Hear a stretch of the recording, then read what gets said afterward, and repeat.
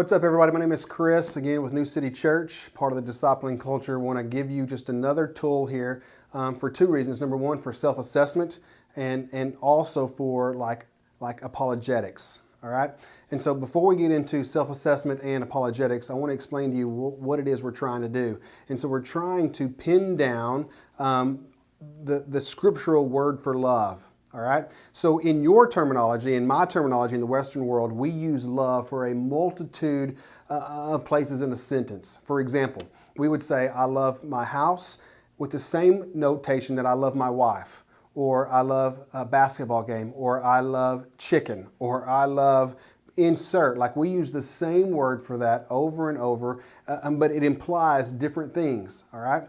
In the text here in the scriptures, same kind of thing happens, but they use different words. And because we only have one word for love, sometimes we lose it in translation, all right? And so what I want to do is I want to build a square for you, all right, with three forms of love that we find in the text, and then one form of love that we find in our culture. These are basically the four ways that love actually comes playing out in our life, all right? And so I'm going to turn here to John 21, and we're going to start in verse 15, and I'm going to read it to you in our language, and then I'm going to reread it to you in theirs, all right? And so here's how it works. It says, when they had finished eating, Jesus said to Simon Peter, Simon, son of John, do you love me more than these? Yes, Lord, he said, you know that I love you. Jesus said, feed my lambs. Again, Jesus said, Simon, son of John, do you love me? He answered, yes, Lord, you know that I love you. Jesus said, take care of my sheep. The third time he said to him, Simon, son of John, do you love me? Peter was hurt because Jesus asked him the third time, do you love me?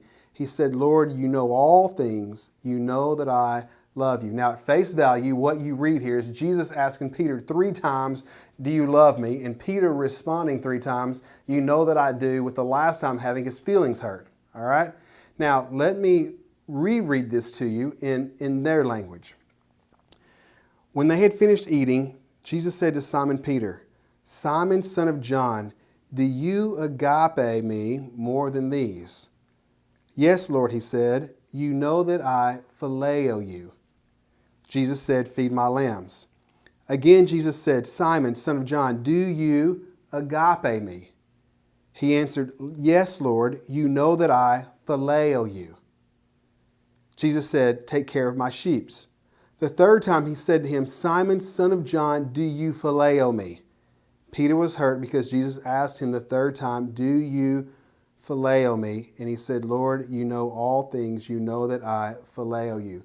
So here's what's playing out. Like, why do they use different terms for the same sentence? All right. And so here's how this works. When Jesus says, Peter, do you agape me? Agape is this word that they use in the same context of John 3:16. It's for God so loved the world that he gave his only son. It's a picture of self-sacrificing love, meaning that you will give up your rights, maybe possibly even your life, for the betterment of someone else. That's agape love. That's what Jesus has done for you and I. Like, he gave up his rights, he gave up his life so that you and I could succeed. And he's asking Peter, will you do that for me? And Peter responds, Lord, you know that I phileo you, saying that, Lord, I'm not going so far as to say that I will do that. What I am saying to you is that I love you in a deep form of friendship. Like, I'm giving back to you the love in a deep form of friendship. Like, although we come from separate parents, I love you like my own brother. And that's why Jesus responds, but do you love me in a way that you will give your life up?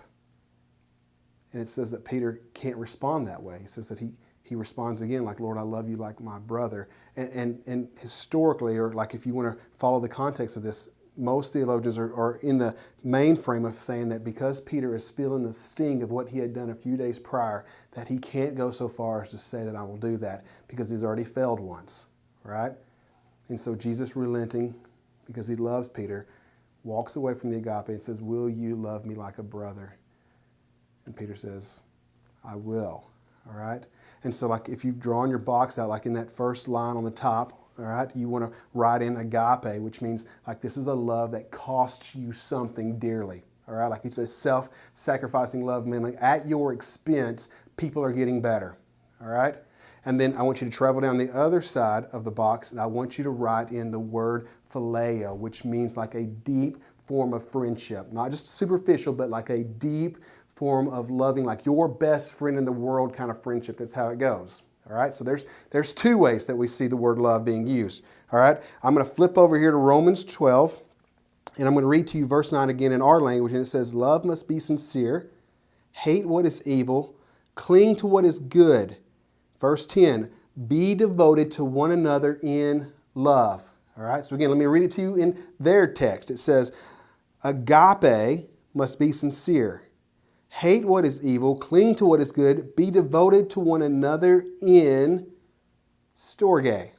And so what this translates out is storge is a form of love from a parent to a child. It's best as I can describe it, like it's a protective form, like the way that you care about your children and keeping them out of harm's way. Like that's the kind of love this is. Like this is a protective form of love. All right? Meaning that the people that you're walking with, like you love them in a way to protect them from harm. And sometimes that looks like telling them truth in a way that could hurt their feelings. But that's kind of the picture that this paints for you. It's like you love them in a way that you will protect them. All right? And so as we travel around, I want you to write that word on the bottom of the box. All right? And as we travel to the last part, like you're not going to find this word in the text, but it's a word that we've adopted from the Romans, and it's called eros, E-R-O-S. Just kind of write that in, and all that means is it's where we get our word erotic from, or romantic love, like the love that a husband and a wife have in the bedroom. All right, that's exactly what it means. All right. So now we have our 4 ways or words that we use love, and let me kind of just lean into you, like if you're married and you're watching this. Like I would ask you to assess yourself, like let your disciples assess themselves in their marriage on which of these 4 pictures of love is things not going well. Like maybe name 2 or 3 where it's going good, and then name 1 that needs work, and then let them go to work on it. Like let them write a plan on why it's that way, and then letting them get to work on it. All right? And so that's just an assessment tool that we've used in the discipling culture to evaluate our marriages to keep them going well. Now, here's how I want to use this as an apologetic tool. All right? There is only one institution on this planet that incorporates all 4 of these kinds of love into the same realm, and it's simply the covenant of marriage. Like slice it any which way you want. But the only way that all 4 of these are involved in the same institution is in the covenant of marriage, all right? And that only plays out between one man and one woman. And so here's kind of what happens when this thing falls apart. So like if you remove the way that the Lord set up for marriage to work with these 4 pieces of love playing out, like if you remove the agape love, like if it's taken out, like there's no more self-sacrificing love, then the wheels begin to fall off of this, all right? And so as you travel down the side of the box and you look at that word phileo, when there's no more sacrificing love, when there's no more deep friendship, like eventually you begin to rub people the wrong way because people are human, and what was once a great friendship now becomes enemies. Or better yet, just barely getting along because the love of Christ is not pouring into that, and grace is not filling that void, all right? As you travel down the bottom of that, we remove agape love from storge, from that family love, from that protective love. Like you remove that out, there's no more protection, and what happens is protection moves into this world of indifference where we just don't care what you do anymore. And our hearts begin to grow cold because there's no infusion of God's love into that. And then if you travel up the 3rd place and you remove agape love out of eros, man, like love becomes no longer as a fulfillment piece, but as a self-satisfying piece. Self-satisfying piece leads to self-preservation piece, which leads to inroad pornography. You're not meeting my needs, so I'm not meeting yours. You're not meeting mine, so I'm not meeting yours. And a vicious cycle begins to stop because God's love is not infusing, and there's no sacrificial love in these things.